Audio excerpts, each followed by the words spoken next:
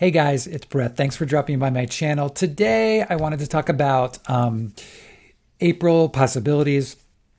I know we're a week into it. We're about to have a total eclipse. But in California, I don't think we're going to see much because we're so far south. But for all you people who are watching the eclipse, please make sure to wear your glasses. All right, so April, what I'm hopeful for, what I am going to try for. So stick around. Right, so before we launch into the books, I did want to really quickly say the other thing I did this weekend while I was on a plane was I started watching the Steve Zaillian adaptation of Ripley on Netflix with Andrew Scott. I watched the first episode. I thought it was fantastic. I really loved the original movie, with Gwyneth Paltrow and Jude Law and Matt Damon. But this is going to be such a treat to watch. And I don't know if any of you have watched it yet, but it's so beautifully shot. Like every single shot, it's all in black and white, and every single shot looks like a postcard or a picture.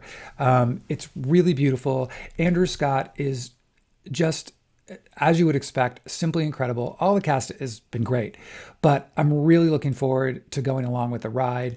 Speaking of adaptions, while I'm throwing things out, I don't know if any of you have watched Shogun yet, which is on FX and then next day on Hulu. Also, fantastic, completely riveting. It is not something that you can go into lightly. You have to pay attention, predominantly because majority of the show is in Japanese. But it is so well done, so well acted. Really, really, really enjoying. So let me know if you've seen either one of those. Okay, now back to the books. Okay, so there's a couple things that I have finished already that I just want to really quickly shout out, and then I will talk more about them at the end of the month when I do my wrap up. The first thing is the Safekeep by Yale van der Wouden. This comes out May 28th, and thank you to Avid Reader Press for this book.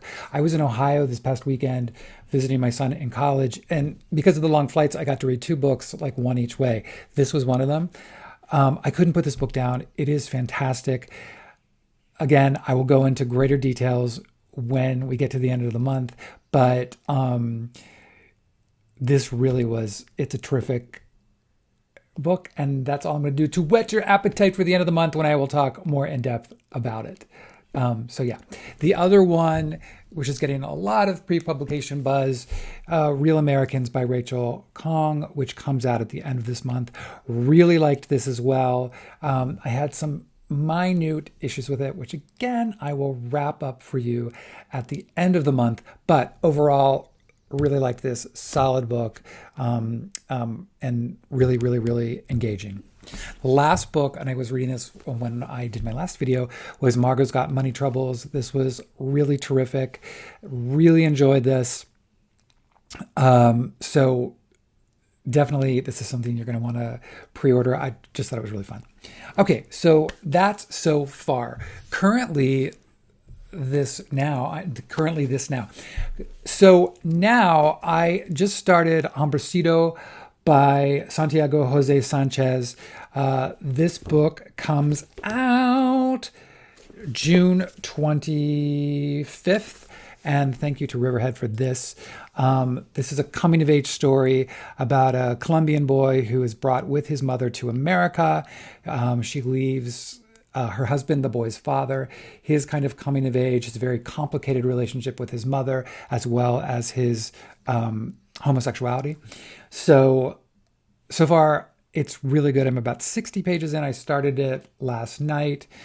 So I'm interested to see where this goes, but this is good. Now, for the rest of the month, the other thing I plan to read this week is The Ministry of Time. I've talked about this before, and you're going to hear a lot about this probably by Kayleen Bradley. This is a time travel novel. Here, I'm going to put on my glasses and I will give you some blurbs. Already an international sensation with rights sold in 17 languages and a TV adaptation in the pipeline after a 21-way auction, The Ministry of Time is an continuously imagine hilarious romp through time, space, and the human heart by an exhilarating new voice in fiction.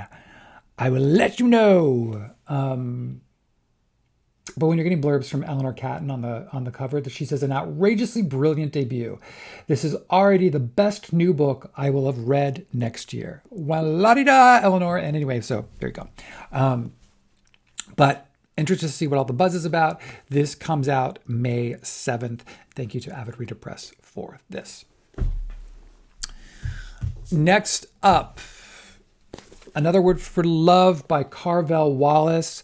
And thank you to MCD for this.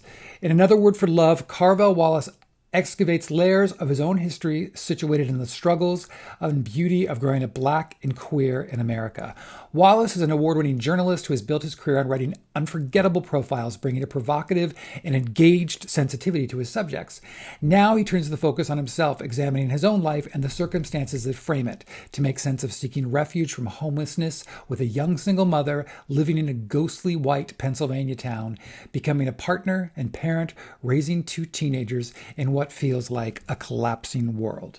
I have no idea. I liked this cover a lot. Sounds very interesting to me. So we'll see. Another thing I'm really, really, really excited about is There's Always This Year on Basketball and Ascension by Hanif Abdurraqib. I hope I pronounced that correctly. I absolutely loved A Little Devil in America. It was one of my favorite books this year, that year that it came out. So I also have this on audio, and I started the audio, but I stopped it because until I got the book, I wanted to do both at the same time because he reads the book. I think he is just a genius. His writing is absolutely exquisite. His take on things is brilliant. I waited to get this because I wanted a signed copy, and I got this from the Reparations Club, which is a black-owned, female-owned bookstore here in Los Angeles. So anyway, I'm really, really, really, really excited for this. People that I know have read this already and said it's just terrific and as good as his first, which I would expect. So anyway, excited for that. Another thing I'm really, really, really excited, and I've talked about this before, is The God of the Woods by Liz Moore. I've got to dive in. This comes out June 11th. When a teenager vanishes from her Adirondack summer camp, two worlds collide. Early morning, August 1975, a camp counselor discovers an empty bunk. Its occupant has gone missing, but Barbara Van Laar isn't just any 13-year-old. She's the daughter of the family that owns the summer camp and employs most of the region's residents. And this isn't the first time a Van Laar child has disappeared. Barbara's older brother similarly vanished 14 years ago, never to be found. As a panic search begins, a thrilling drama unfolds, chasing down the layered secrets of the Van Laar family and the blue-collar community working in its shadow. Moore's multi-threaded story invites readers into a rich and gripping dynasty of secrets and second chances. The God of the Woods is Liz Moore's most ambitious and wide-reaching novel yet. I cannot wait for this. I was a huge, huge fan of Long Bright River, and if you haven't read that, pick it up. It's a great literary mystery, which is now being adapted into a series. So this is one of my most anticipated of the year. Can't wait to dive in. And thank you to Riverhead Books for that. Also, the other thing that was probably my most anticipated, I've talked about this before, Chris Whitaker's All the Colors of the Dark, and this comes out June 25th. Chris's first book, We Begin at the End, is one of my favorite books. And again, if you haven't read that, I would please encourage you to read that if you just want a really engaging, heartbreaking, incredible literary thriller. This promises to be more of the same. Really excited. Even though it's almost 600 pages, who cares? I can't wait to dive in. Okay.